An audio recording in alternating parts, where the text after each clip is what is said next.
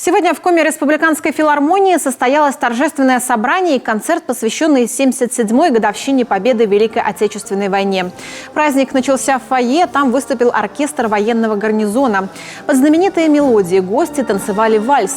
Перед торжественным собранием на сцену подняли флаги России и Коми, копию Знамени Победы и 28-й стрелковой Невельской дивизии.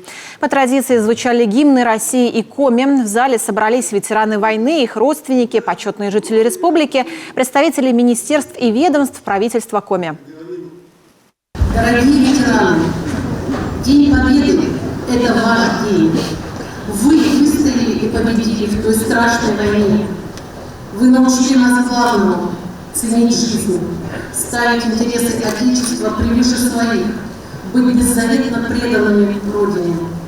Для нас вы лучший пример того, как пройти через все испытания и сохранить честь и достоинство.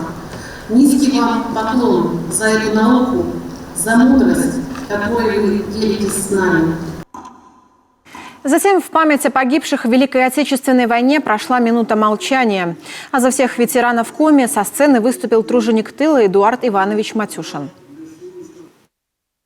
От имени оставшихся большой горсти ветеранов Великой Отечественной войны я приветствую вас, ваши лица и всех жителей республики с Днем Великой Победы.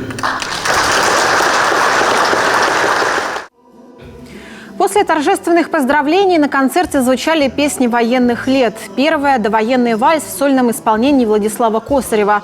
А на «Вставай, страна огромная» на сцену вышли уже солисты Республиканской филармонии. Зрители слушали композиции со слезами на глазах.